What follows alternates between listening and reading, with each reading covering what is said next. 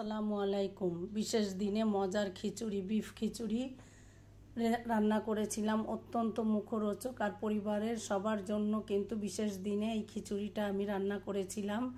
খিচুড়িটা আমি চান রাতের দিন রান্না করেছিলাম। এখানে চুলায় একটা রাইস কুকারের ভিতরে দিয়ে দিলাম আমি 1.5 কাপ পরিমাণ সয়াবিন তেল, দিয়ে দুটো দারচিনি একটু ভেঙে দিয়ে দিলাম, 4টা এলাচ একটু মুখটা ভেঙে দিয়ে দিলাম, সুঘ্রাণের জন্য দুটো তেজপাতা দিয়ে দিলাম। দিয়ে ভালো করে তেলের সাথে একটু নাড়াচাড়া করে যখন সুঘ্রাণ ছাড়তে শুরু করেছে এই পর্যায়ে দিয়ে দিলাম স্বাদ মতো লবণ। আর এখানে মসুরির ডাল, খেসারির ডাল আর 2 কেজি পরিমাণ চাল ধুয়ে ভালো করে কষলে ধুয়ে পানি ঝরিয়ে রেখেছিলাম।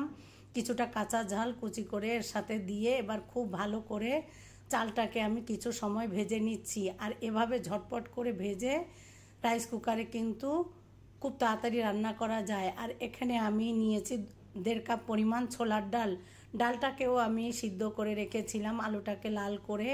এখানে প্রায় 6টা ছোট টুকরো করা আলু দিয়ে দিয়েছি। দিয়ে দিলাম 1 কাপ পরিমাণ পেঁয়াজের বেরেস্তা, আদা রসুন বাটা 2 টেবিল চামচ পরিমাণ, জিরা বাটা দিয়ে আরও কিছু সময় বেরেস্তার সমস্ত উপকরণ দিয়ে চালের সাথে খুব ভালো করে ভেজে নিচ্ছি।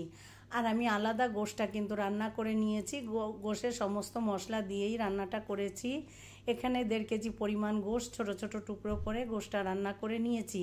যেহেতু চান রাত্রের দিন আমাদের বাসায় বেশ কিছু লোকজন খাওয়া দাওয়া করে, তাদের জন্যই এই আয়োজনটা করেছিলাম। আর চান রাত্রের দিন কিন্তু রোজার ঈদ হোক বা কোরবানির ঈদ, এই খিচুড়িটা কিন্তু আমার বাসায় রান্না হয় আর সবার অনেক বেশি পছন্দের। এবার গোশটা দিয়ে খুব ভালো করে নাড়াচাড়া করে নিয়ে আমি যে মশলাটা তৈরি করে রেখেছিলাম এটা দিয়ে দিলাম।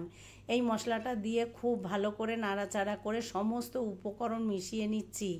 খুব ভালো করে ভাজা হয়ে গেলে এখানে প্রায় গোশ, চাল, আলু সহ প্রায় 3-3.5 কেজি পরিমাণ আছে। এখানে আমি এই অনুযায়ী পানিটা দিয়ে দিলাম। আসলে পানিটার মাপটা আপনাদের বুঝে নিতে হবে। আমি আমার মাপ অনুযায়ী পানিটা দিলাম। প্রায় আমি 3.5 কেজি চালের জন্য প্রায় 7 কেজি পরিমাণ পানি দিয়েছি। দিয়ে এখানে আমি কিছুটা কাঁচা ঝাল নিয়েছি, হাত দিয়ে একটু ভেঙে দিয়ে দিলাম।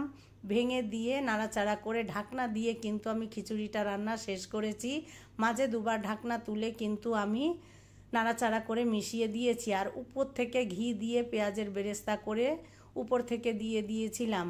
প্রচণ্ড রান্নার ঝামেলা থাকে তাই খুব শর্টকাটে কিন্তু রান্নাটা আমি করেছি পরিবারের জন্য। আলহামদুলিল্লাহ অনেক বেশি মজার ছিল, আপনাদের মাঝে শেয়ার করলাম। এভাবে রান্না করে খেয়ে দেখতে পারেন মুখরোচক বিফ খিচুড়ি। বৃষ্টির দিনে আমি কিন্তু ঝটপট এভাবেই রান্না করে পরিবারের জন্য পরিবেশন করি।